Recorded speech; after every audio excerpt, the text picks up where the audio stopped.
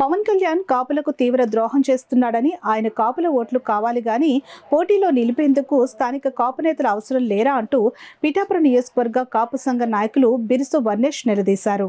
పిఠాపురంలో ఏర్పాటు చేసిన మీడియా సమావేశంలో వర్ణేష్ మాట్లాడుతూ, స్థానికులు ఎవరికి టికెట్ ఇవ్వకుండా పరాయి వాళ్ళని తీసుకుని వచ్చి ఎందుకు పెట్టారో, కాపులను ఏం ఉద్ధరిద్దాం అనుకుంటున్నారో చెప్పిన తరువాతే పిఠాపురంలో పవన్ కళ్యాణ్ యాత్ర మొదలు పెట్టాలని ఆయన విజ్ఞప్తి చేశారు.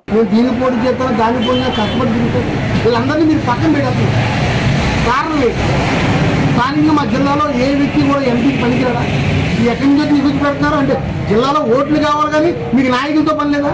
జిల్లాలో నాయకులతో పని లేదు, నియోజకవర్గంలో ప్రజలతో పని లేదు, మీకు ఓట్లు కావాలి కానీ ఎవరికి మీరు మీ పార్టీ నుంచి ఏ రకమైన వచ్చి లోకల్గా మా పిఠాపురం నియోజకవర్గంలో ఎవరికి ఒక అభ్యర్థిగా ప్రకటించే శక్తి కూడా మీకు లేకుండా. కాపులు 2009లో ప్రజారాజ్యం పార్టీలో కాపులంతా ఏకవచ్చంగా చేస్తే 50,000 ఓట్లు వచ్చాయి. ఇవాళ 1,00,000 ఓట్లు ఎలాగ వస్తాయి? ఇవాళ దగ్గర 90,000 ఓట్లు ఉన్నాయి, 1,00,000 ఓట్లు ఉన్నాయని పిఠాపురం వచ్చి పోటీ చేస్తున్నారు. ముందు కాపులు మీరు చేసిన అన్యాయం గురించి రేపు 31వ తారీఖు నాడు ప్రజలకు తెలియపడుతుంది. ఈ కారణం వల్ల మేము టికెట్ ఇవ్వలేకపోయాము. మీ కాపులకి 3 సార్లు బట్టి కూడా మేము ఎందుకు టికెట్ ఇవ్వలేకపోయామంటే ఈ కారణం చేతని మీరు తెలియపడతారు.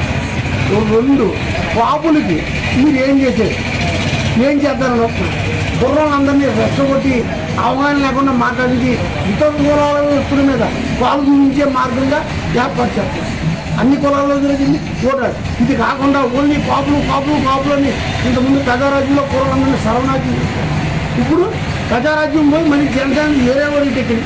ఇవాళ పిఠాపురం మున్సిపాలిటీ, గొల్లపల్లి మున్సిపాలిటీలో దాదాపు 50 మంది కౌన్సిలర్లు, 30 మంది కౌన్సిలర్లు కాపులే, ఒక్కరు కూడా రాజీనామా చేయలేదు. అలాగే ఎంపీటీసీలు 50 మంది ఉన్నారు, ఒక్క కాపులు రాజీనామా చేయలేదు. అలాగే జడ్పీటీసీలు, మున్సిపల్ చైర్మన్, సర్పంచ్ ఏ ఒక్కరు కూడా పార్టీ నుంచి రాజీనామా చేయలేదు. ఏ రకంగా వస్తుంది? ఏం చెప్తారండి? మీరు ఎన్నింటికి సమాధానం చెప్పి రేపు మీటింగ్ స్పీచ్ స్టార్ట్ చేయాలని నేను కోరుకుంటున్నాను.